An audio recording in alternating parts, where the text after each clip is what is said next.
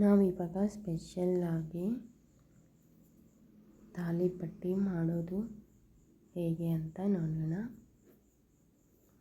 So ಅದಕ್ಕೆ cut ಮಾಡಿ ಇಟ್ಕೊಂಡಿರೋ ಈರುಳ್ಳಿ, ಫಸ್ಟಿಗೆ ಹಸಿ ಈರುಳ್ಳಿ ಮತ್ತು ಕೊತ್ತಂಬರಿನ ಕಟ್ ಮಾಡಿ ಇಟ್ಕೊಂಡಿದ್ದೀನಿ. ಅದಕ್ಕೆ ಒಂದು ಪ್ಲೇಟು ಗೋಧಿ ಹಿಟ್ಟು, ಅದೇ ಸಮನಾಗಿ ಜೋಳದ ಹಿಟ್ಟು,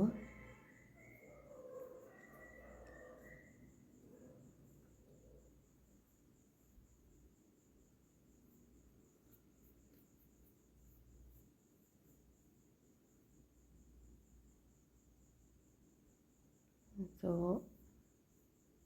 ಒಂದು ಸ್ವಲ್ಪ ಅಕ್ಕಿ ಹಿಟ್ಟು, ಗೋಧಿ ಹಿಟ್ಟು ಜೋಳದ ಹಿಟ್ಟು ತೊಗೊಂಡಿರ್ತೀವಲ್ವಾ, ಸೊ ಅದರ ಅರ್ಧದಷ್ಟು ಅಕ್ಕಿ ಹಿಟ್ಟನ್ನು ಆ್ಯಡ್ ಮಾಡ್ಕೋಬೇಕು. ಸ್ವಲ್ಪ ಕಡಲೆ ಹಿಟ್ಟು, ಗೋಧಿ ಹಿಟ್ಟು ಜೋಳದ ಹಿಟ್ಟು ಸಮನಾಗಿ ತೊಗೋಬೇಕು. ಒಂದು ಅರ್ಧದಷ್ಟು ಗೋಧಿ ಹಿಟ್ಟು ಅಥವಾ ಜೋಳದ ಹಿಟ್ಟಿನ ಅರ್ಧದಷ್ಟು ಅಕ್ಕಿ ಹಿಟ್ಟು ಮತ್ತು ಕಡಲೆ ಹಿಟ್ಟನ್ನು ಹಾಕ್ಕೊಂಡು, ಸೊ ಇವಾಗ ಜೀರಿಗೆನ ಕೊಟ್ಟು ಪೇಸ್ಟ್ ಮಾಡ್ಕೋಬೇಕು. ಜೀರಿಗೆನ ಪೌಡರ್ ಮಾಡಬೇಕು.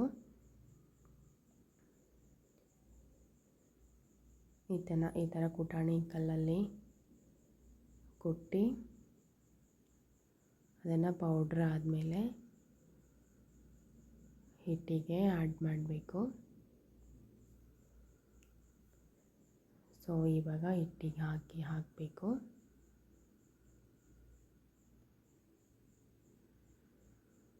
ಹಿಟ್ಟಿಗೆ ಹಾಕಿ ಆದಮೇಲೆ ಅದಕ್ಕೆ ಅಚ್ಚ ಖಾರದ ಪುಡಿನ ಹಾಕೋತಾ ಇದ್ದೀನಿ.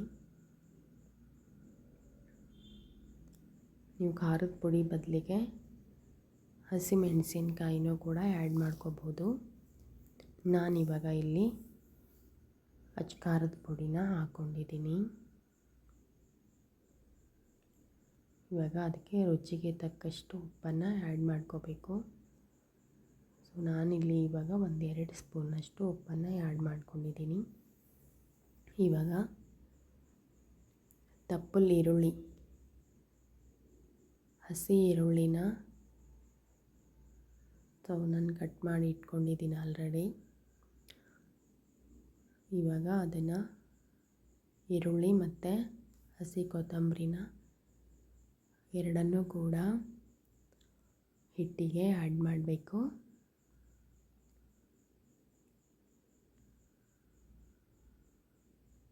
ಹಸಿ ಈರುಳ್ಳಿ ಮತ್ತು ಹಸಿ ಕೊತ್ತಂಬರಿನ ಇಷ್ಟನ್ನು ಕೂಡ ಅದಕ್ಕೆ ಆ್ಯಡ್ ಮಾಡಿ, ಸೊ ಹಿಟ್ಟು ಮತ್ತು ಹಾಕ್ಕೊಂಡಿರೋದೆಲ್ಲವನ್ನು ಕೂಡ ಮಿಕ್ಸ್ ಮಾಡ್ಕೋಬೇಕು. ಫಸ್ಟಿಗೆ ಈ ಥರ ಎಲ್ಲವನ್ನು ಕೂಡ ಮಿಕ್ಸ್ ಮಾಡಿಕೊಂಡು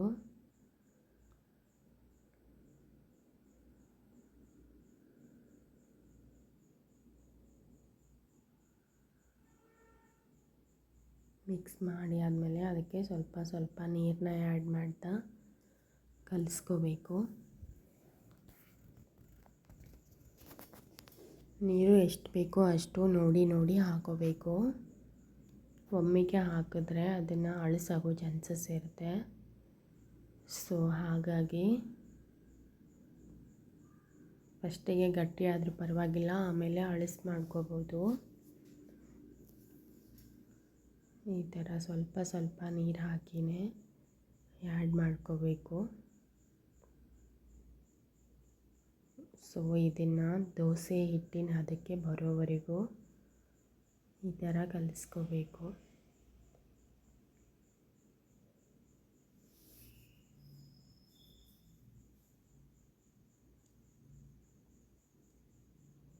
ಈ ಥರ ಹಾಗೆ ನೀರು ಆ್ಯಡ್ ಮಾಡ್ತಾ, ಸೊ ಇಷ್ಟು ಹಿಟ್ಟಿಗೆ 1.5 ಗ್ಲಾಸು ನೀರು ಹೋಗಿದೆ.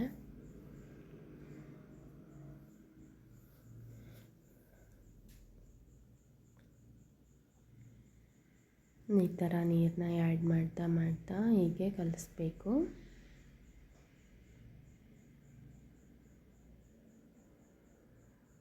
ದೋಸೆ ಹಿಟ್ಟಿನ ಹದಕ್ಕೆ ಬರೋವರೆಗೂ ಕಲಿಸ್ಬೇಕು. ಆವಾಗ ತಾಲಿಪಟ್ಟು ತುಂಬ ಚೆನ್ನಾಗಿ ಬರುತ್ತೆ. ಸೊ ಬಹಳ ಗಟ್ಟಿನೂ ಇರಬಾರ್ದು, ಬಹಳ ಅಳಸನ್ನು ಕೂಡ ಇರಬಾರ್ದು, ಮಧ್ಯದಲ್ಲಿರಬೇಕು. ಸೊ ದೋಸೆ ಹಿಟ್ಟಿನ ಹದ ಬರೋವರೆಗೂ ಕಲಿಸ್ಬೇಕು. ಸೊ ಇವಾಗ ಕಲಸಿದಾಗಿದೆ.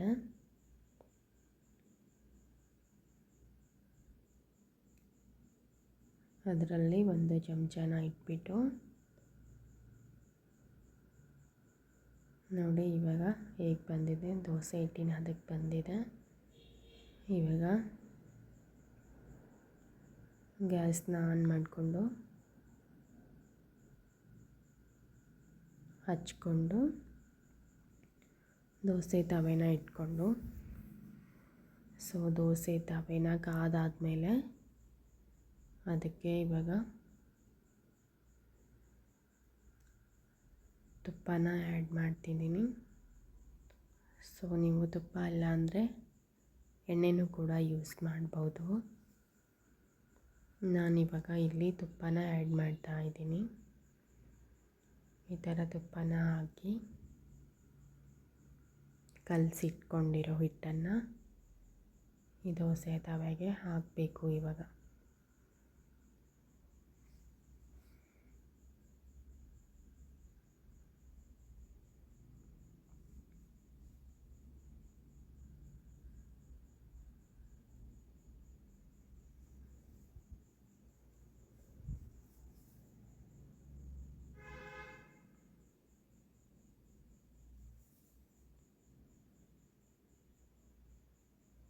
ಸೊ ಈ ಥರ ಹಾಕಿ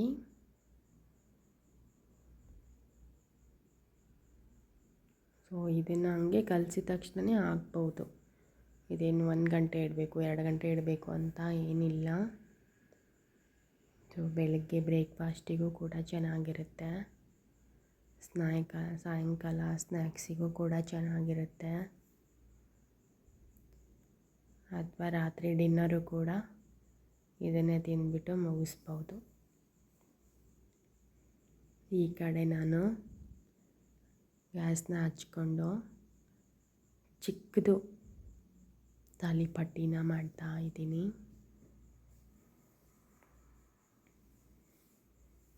ಅದಕ್ಕೆ ತುಪ್ಪನ ಹಚ್ಚಿ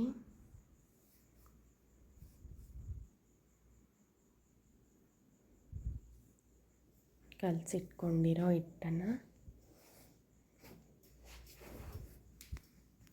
ಅದಕ್ಕೆ ಆ್ಯಡ್ ಮಾಡಬೇಕು. ಇವಾಗ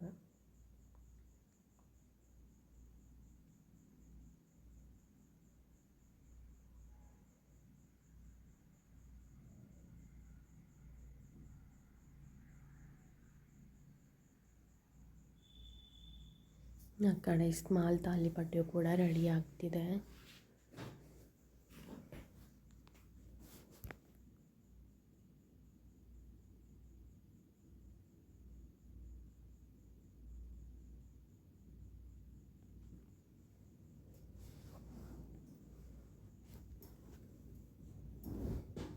ಸೊ ಇವಾಗ ಇದು ಬೆಂದಿರೋ ತಾಲಿಪಟ್ಟಿನ ಸೊ ಇನ್ನೊಂದು ಸೈಡು ಕೂಡ ಬೇಯಿಸ್ಕೋಬೇಕು. ಆ ಕಡೆ ಸ್ಮಾಲ್ ತಾಲಿಪಟ್ಟಿನೂ ಕೂಡ ರೆಡಿ ಆಗ್ತಾ ಇದೆ. ಅದನ್ನು ಒಂದು ಸೈಡು ಹೊಳ್ಸಾಕಿ ಸೊ ಇವಾಗ ಈ ತಾಲಿಪಟ್ಟಿನೂ ಕೂಡ ಇನ್ನೊಂದು ಸೈಡು ಬೇಯಿಸ್ಕೋಬೇಕು.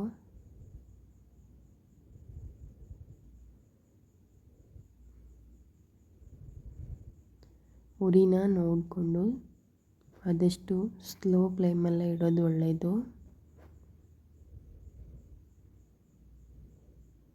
ಸೊ ಆ ಕಡೆ ಸ್ಮಾಲ್ ತಾಲಿಪಟ್ಟಿ ರೆಡಿ ಆಗ್ತಿದೆ.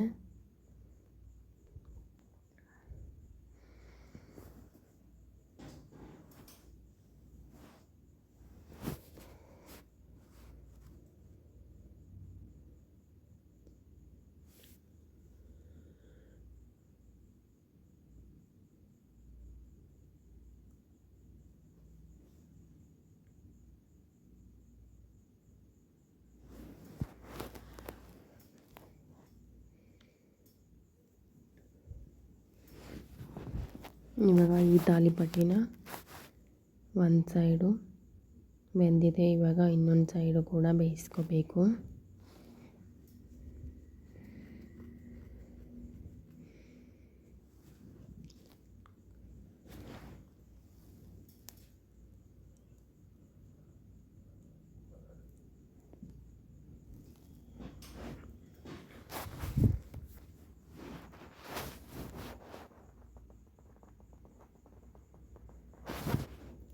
ಸ್ಮಾಲ್ ತಾಲಿಪಟ್ಟಿ ರೆಡಿಯಾಗಿದೆ. Finally small thalipattu is ready.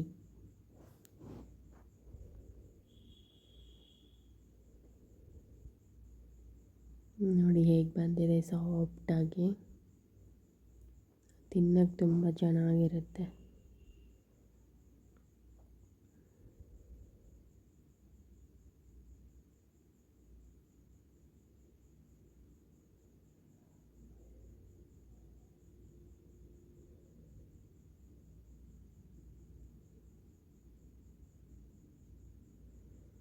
So ಇವಾಗ ಇದನ್ನು ರೆಡಿಯಾಗಿದೆ ತಾಲಿಪಟ್ಟು. ಅದನ್ನು ಒಂದು ಪ್ಲೇಟ್ಗೆ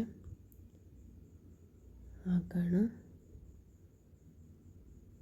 ಒಂದು ಪ್ಲೇಟ್ಗೆ ಹಾಕಿ ಆದಮೇಲೆ ಇವಾಗ ಈ ದೋಸೆ ತವೆಗೆ ಮತ್ತು ತುಪ್ಪನ ಆ್ಯಡ್ ಮಾಡಿ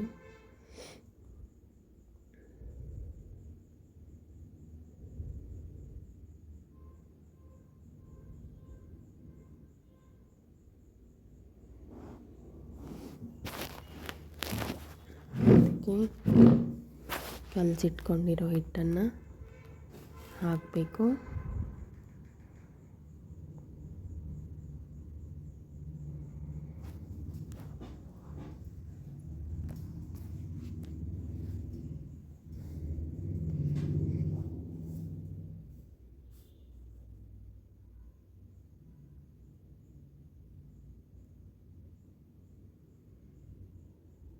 ಉರಿನ ಮೀಡಿಯಮಲ್ಲಿ ಇಡಬೇಕು.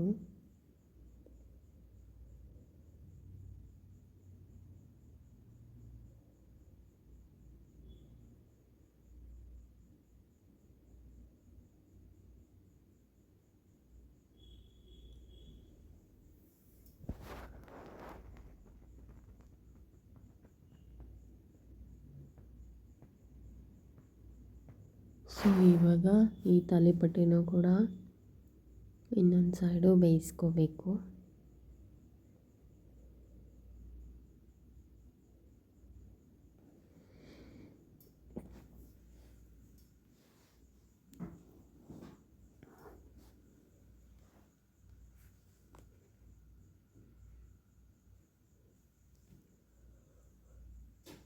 ಮೇಲ್ಗಡೆ ಸ್ವಲ್ಪ ತುಪ್ಪನ ಹಾಕಿ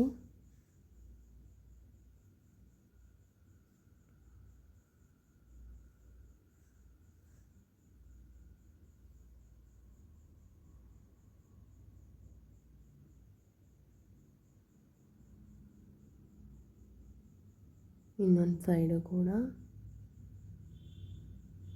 ಬೇಯಿಸ್ಕೋಬೇಕು.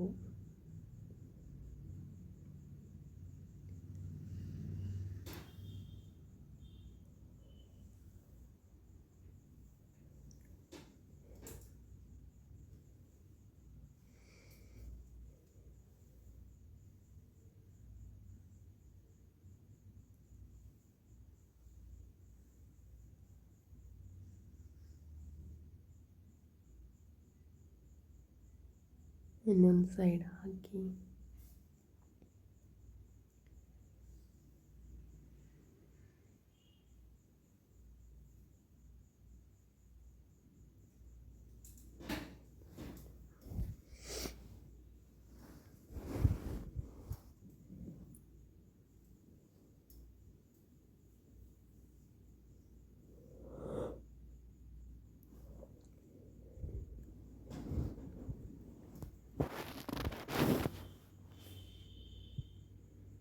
ಸೊ ಇವಾಗ ಅದನ್ನು ಒಂದು ಪ್ಲೇಟಲ್ಲಿ ಎತ್ತಿಟ್ಕೊಂಡು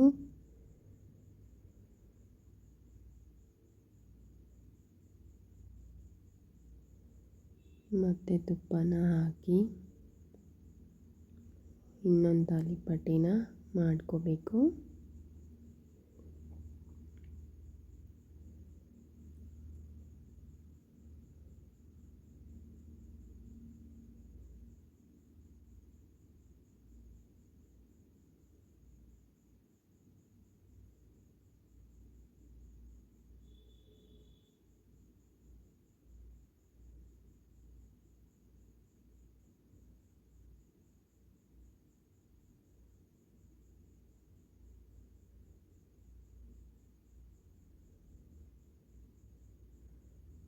ಅದನ್ನು ಕೂಡ ತಿರುವಾಕಿ ಇನ್ನೊಂದು ಸೈಡು ಕೂಡ ನೀಟಾಗಿ ಬೇಯಿಸ್ಕೋಬೇಕು. ನೋಡಿ ಹೇಗೆ ಬಂದಿದೆ ಸಾಫ್ಟಾಗಿ. ಸೊ ಹಸಿ ಈರುಳ್ಳಿ ಹಾಕಿರೋದ್ರಿಂದ ತಾಲಿಪಟ್ಟು ತುಂಬ ಟೇಸ್ಟಾಗಿ ಬರುತ್ತೆ, ತಿನ್ನೋಕ್ಕೂ ಕೂಡ ತುಂಬ ಚೆನ್ನಾಗಿರುತ್ತೆ ಬಾಯಲ್ಲಿ. ಸೊ ಫೈನಲಿ ಇವಾಗ ತಾಲಿಪಟ್ಟು ರೆಡಿಯಾಗಿದೆ. ಸೊ ಈ ವಿಡಿಯೋ ನಿಮಗೆ ಇಷ್ಟ ಆಯಿತು ಅಂತ ಅಂದ್ಕೋತೀನಿ. ಈ ವಿಡಿಯೋ ನಿಮಗೆ ಹೆಲ್ಪ್ಫುಲ್ ಆಗಿದ್ದರೆ ಲೈಕ್ ಮಾಡಿ, ಶೇರ್ ಮಾಡಿ, ಕಮೆಂಟ್ ಮಾಡಿ. ಸೊ ಸಬ್ಸ್ಕ್ರೈಬ್ ಮಾಡಿಕೊಂಡು ಸಪೋರ್ಟ್ ಮಾಡಿ.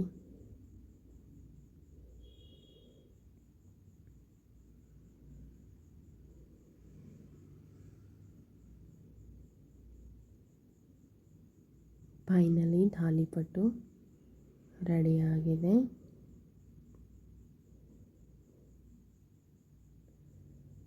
ತಪ್ಪದೆ ಸಬ್ಸ್ಕ್ರೈಬ್ ಮಾಡ್ಕೊರಿ.